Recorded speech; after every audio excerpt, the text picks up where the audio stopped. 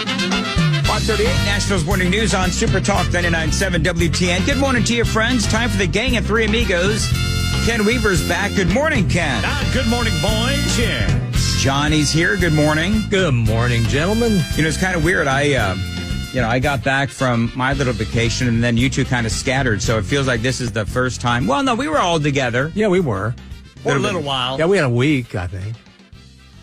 Anyway, so, Ken, you're off on vacation. Yeah, I'm out there on vacation.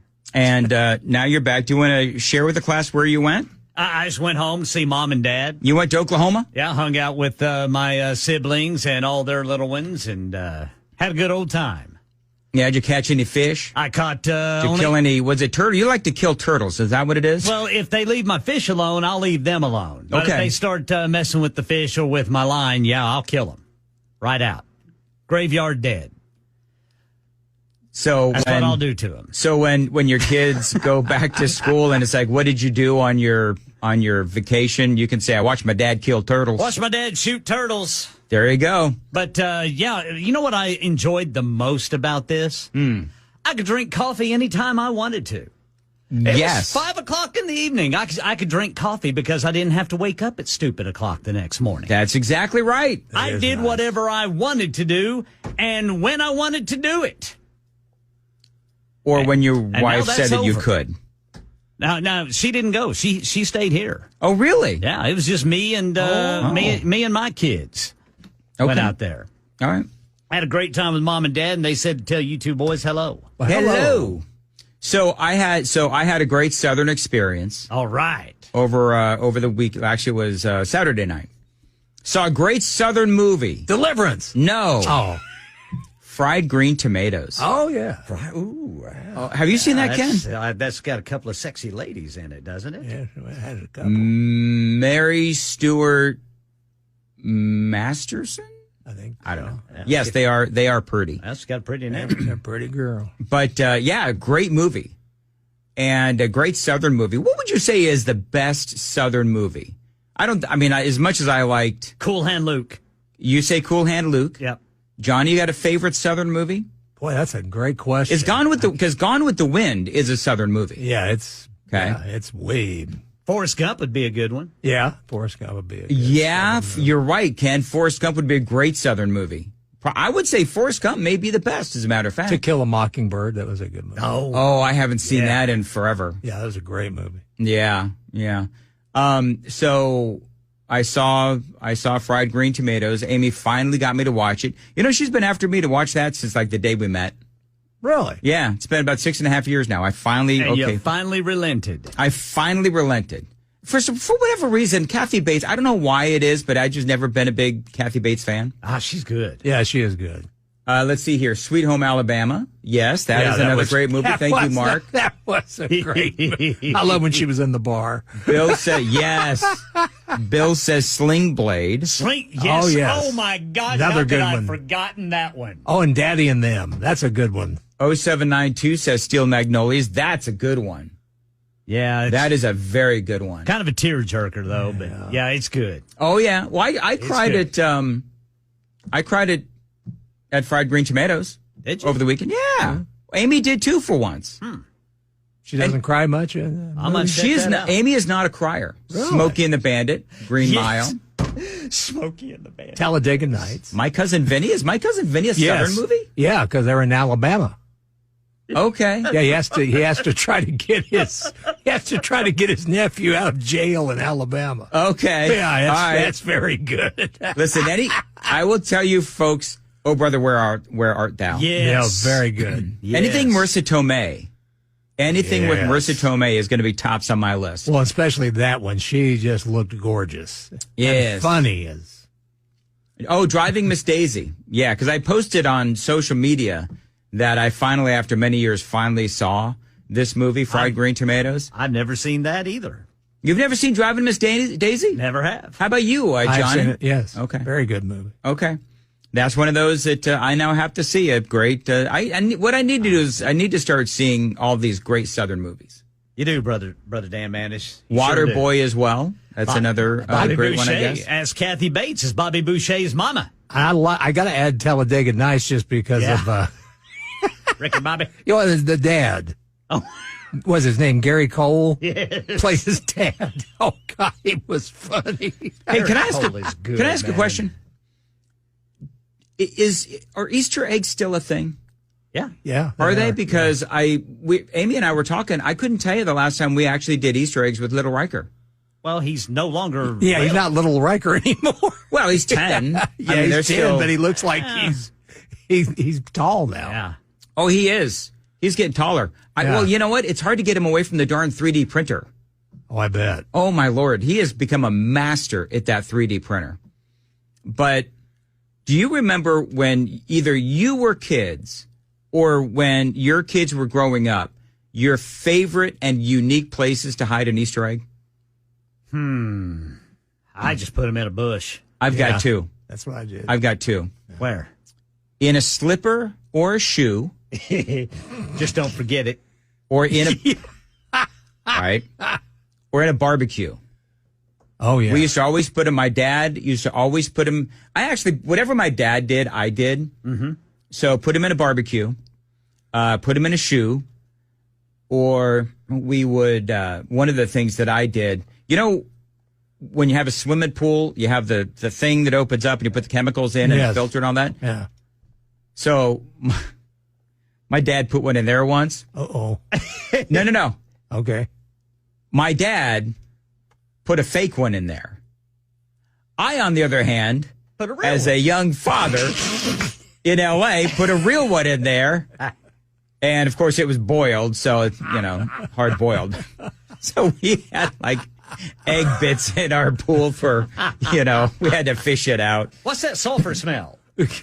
Yeah, it was, Something wrong with the chlorine. I used to love that though, and I don't know why we got away from that with Riker. I have no idea. Well, he's older. Yeah, and they just kind of grow out of it. They don't want to do it anymore. Yeah, we had the official conversation about the Easter Bunny over the weekend, and So, folks, we're going to talk about the Easter Bunny. Okay. We're not going to talk about the guy with the beard. So we asked Riker, "Hey, Riker, do you do you believe in the Easter Bunny?" And he looks at Amy like she's got 4 heads. Yeah. And he's like, "No." And I said to Amy, and then off he scampers, right? And so I said, "You realize that he's really good with that 3D printer. He is really smart. Did you really think that he was, still a believer in the Easter Bunny?"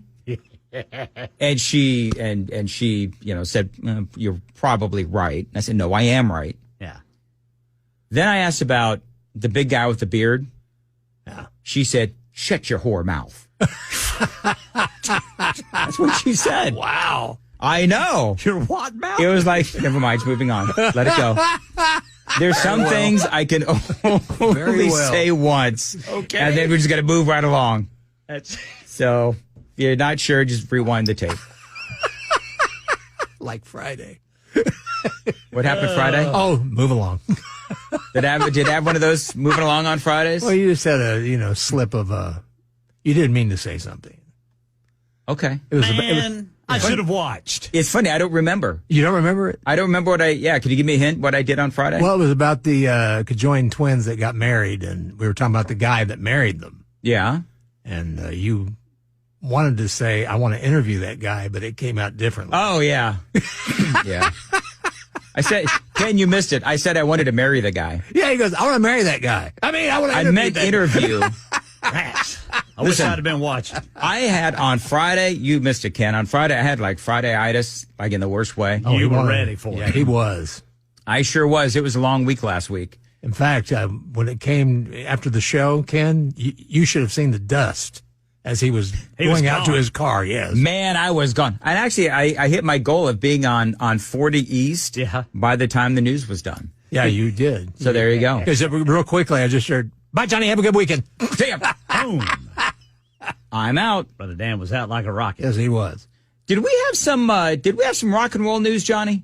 Yes, we do. We got big rock and roll news. It's in Europe, however. Mm-hmm. But AC/DC, of course, they got a big European tour getting ready to start. And in one day, I'm just talking one day, Do you know how many tickets they sold in just one day? How many? Over 1 million. It was 1.5 million tickets sold. Goodness. Unbelievable. For AC/DC? Yes. You know who's playing for bass for AC/DC? Yeah, we did. Did we talk about this? Yeah, we did talk Duff about McKagan? Yeah. No, it's not him. He's not. No, that was a rumor. Yeah. Oh, really? Was that fake news? That was fake news. Okay. Fake news. Fake news. So who's playing bass? I forget the guy's name. I can't remember the guy's name. He's from another band. Did you see, Ken, you weren't here, but we were talking about Beyonce doing Jolene by Dolly Parton. Okay. And basically, because, you know, Jolene, or I should say, Beyonce came out with this country album. Right. Page 6 came out, I think that's the New York Post, came out. Some people are actually saying that Beyonce has saved country music. Saying that country music has been dying. Dying? That's what some people are saying, that Beyonce saved the struggling genre. Oh, good Lord. It's like, really? Have you morons heard Morgan Wallen? Well, yeah. I mean, please. I don't know. Has country music, and I'm going to upset maybe some longtime country music fans, but I think country music right now, I think, has it ever seen more popular bands and sales than right now? Maybe it has, and I don't pay attention to such things. I mean, you had the Garth Brooks years. That I mean, he was monumental. Yeah. You had Taylor Swift, even though she's gone to the pop side. Yeah, that's true. I mean, they've had some superstars in country. To say I don't think that she saved country music. She went to country music because it's popular. Yeah. Right. Yeah, that's exactly right. Country music is very popular, and so she's now glommed onto it. Exactly. Absolutely. Man, she and Jay-Z saw a way to make extra money. That's exactly right. But my wife has strong feelings about that version of Jolene. Boy, did I hear about it. What did she say? Oh, man, does not like it at all. She said it's, how'd she put it, sacrilegious? That she messed with the lyrics. And a lot of people have said that it was sacrilegious. Yeah. She said, if you're going to cover the song, number one, she said she shouldn't have covered the song. You can't cover that because Dolly already did the definitive version. Right. Even though my wife did like Miley Cyrus's version. I'll have to give Queen Bee a shot there. I'll have to listen to that today.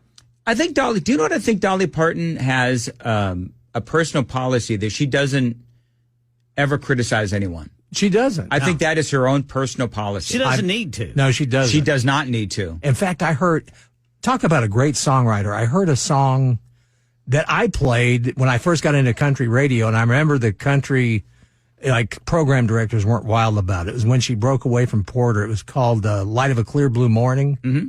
God, it is the greatest song to me, one of the greatest songs ever written.